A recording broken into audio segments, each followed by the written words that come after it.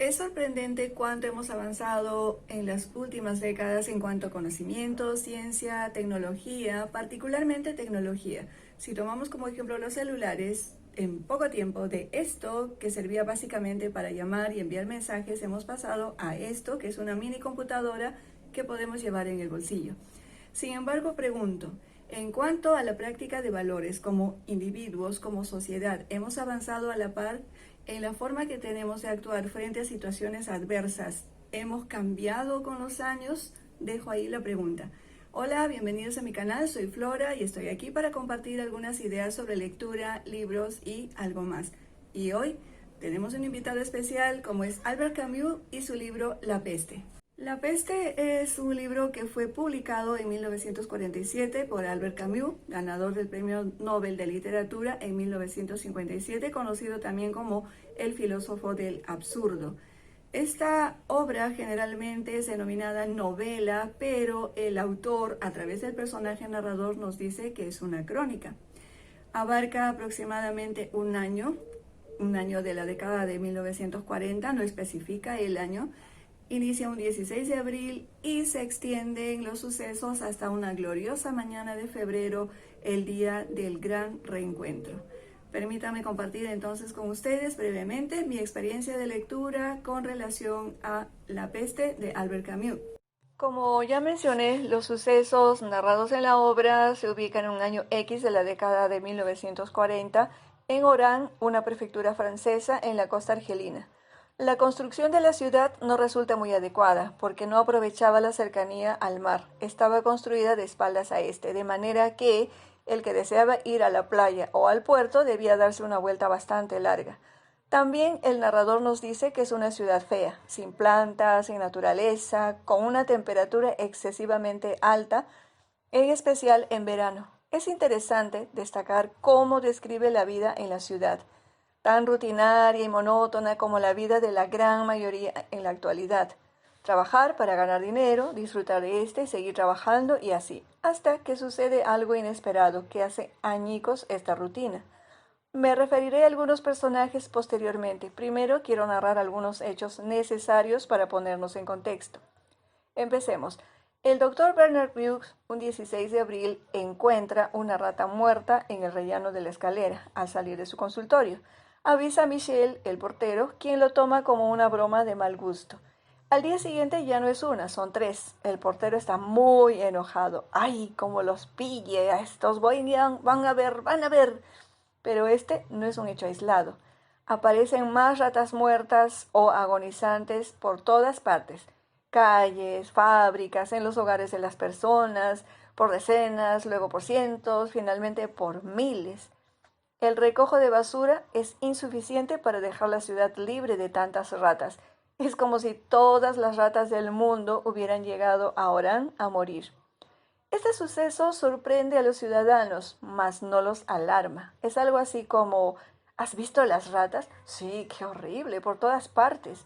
Pero nadie lo toma como un signo de algo grave. Luego desaparecen, no hay más ratas.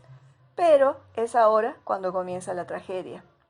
Recordemos que la peste, también llamada peste negra o peste bubónica, es una infección grave causada por la bacteria Yersinia pestis. La principal vía de transmisión es a través de la picadura de pulgas de roedores, principalmente ratas. Michel, el portero, es uno de los primeros en mostrar signos de la enfermedad. Riel y sus colegas comienzan a tener más casos de pacientes de esta enfermedad que aún no se define de qué se trata. Riel, como médico y científico, es uno de los primeros en dar la alerta de que se trata de la peste, a lo que sus propios colegas, como el doctor Richard, por ejemplo, responden con incredulidad, diciendo que la peste es cosa pasada, que es parte de la historia, que es imposible. Michel muere, y no es el único. Los casos aumentan más y más cada día. Los médicos, Rieu, Castel, comunican a las autoridades de qué se trata y que es necesario tomar medidas. Estos se niegan a admitir públicamente de que es la peste. Su política es no causar pánico. La opinión pública es sagrada, es su lema. Cuando es imposible seguir negando la verdad, anuncian que la ciudad está infectada por la peste, pero es un anuncio tímido, como para salvar la responsabilidad. Es más, se pide a los medios de comunicación como periódicos y radios que informen suavizando un poco la situación, es decir, maquillando la verdad. Finalmente, la ciudad es declarada en cuarentena. Se cierra Orán. Nadie puede salir, nadie puede entrar. Ahora, estas medidas estrictas hacen sentir incómodos a muchas personas, incluso exclaman, ¿acaso la gente no muere de otras enfermedades? Eso nos resulta muy familiar. La pregunta, ¿cuánto daño puede causar a una ciudad una epidemia como la peste? Para ordenar un poco las ideas, lo he separado en dos grupos, daño directo, daño colateral. El daño directo obviamente es en la salud. La gente enferma, la peste cobra cada vez más víctimas, los médicos hacen lo imposible por salvar vidas, pero cada vez es mayor la cantidad de fallecidos y muy pocos los que pueden superar la enfermedad.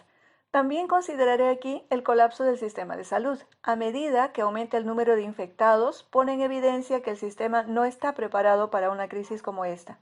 Van acondicionando al paso ambientes que no son los más apropiados para tratar una enfermedad tan grave y contagiosa. En un inicio, las familias de los enfermos se aferraban a los médicos suplicando, sálvelo, doctor.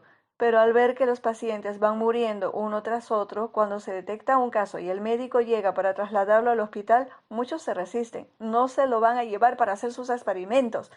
Pero, como el cronista agrega, no había experimentos, simplemente se morían.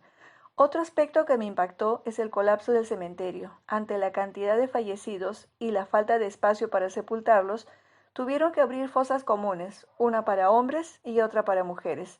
Sacaban a los fallecidos del hospital y como no había ataúdes suficientes, llegaban al cementerio y arrojaban los cuerpos a la fosa. Lo cubrían con cal viva, echaban un poco de tierra, desinfectaban los ataúdes para volverlos a usar para sacar cadáveres del hospital. Ahora, en daño colateral. Aunque esto que voy a comentar aún estoy en duda de llamarlo daño colateral porque también tiene que ver con la salud y el autor dedica buenos párrafos en describirlo.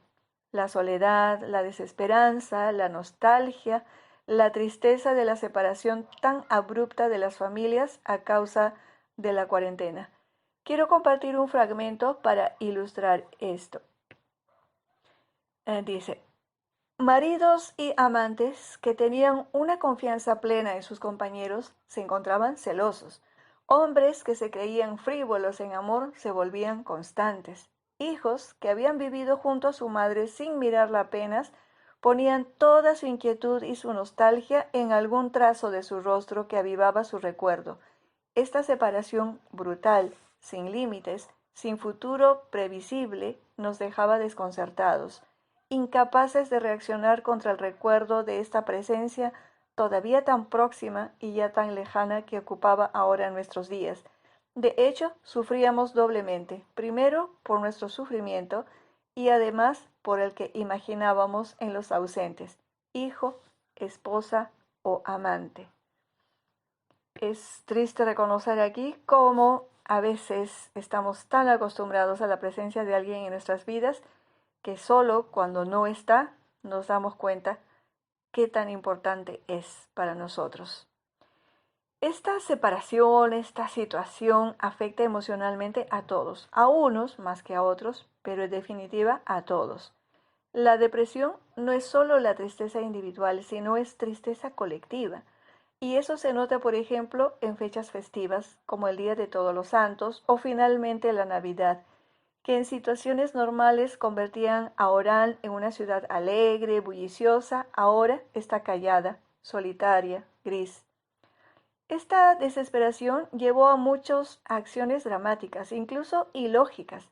Algunos, por ejemplo, optaron por quemar sus casas, causar incendios, porque tenían la absurda idea de que así quemarían la enfermedad y ésta desaparecería. Otro punto, la crisis social. Lamentablemente, el hecho de que las puertas estuvieran cerradas y el comercio fuera tan restringido causó el encarecimiento de los alimentos, de la medicina, de las cosas más necesarias. Los ricos no se preocupan, porque pueden seguir accediendo a lo que necesitan, pero a los pobres solo les queda la desesperanza. Crisis económica. También las tiendas, la mayoría tuvieron que cerrar de un día para otro. El turismo se fue a pique, los hoteles también cerraron porque los huéspedes, al ver que su estadía se iba a prolongar mucho más de lo planificado, optaron por mudarse a la casa de amigos o conocidos donde gastarían menos.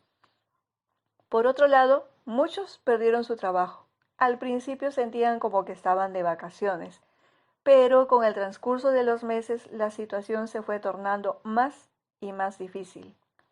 Y por último, aunque suene raro, en daño colateral también consideraré la fe, la pérdida de la fe. Por ejemplo, el padre Panelux al inicio exhortaba ardorosamente a los ciudadanos de Orán a arrepentirse, porque la peste no era sino un castigo de Dios, por sus pecados, por su iniquidad. La gente acude a la iglesia a escuchar su sermón masivamente. Los que no pueden entrar se quedan en la calle esforzándose por escuchar. Y cuando les dice que deben pedir perdón de rodillas, todos lo hacen. Incluso los no creyentes, aún en la calle en medio de la lluvia, se arrodillan.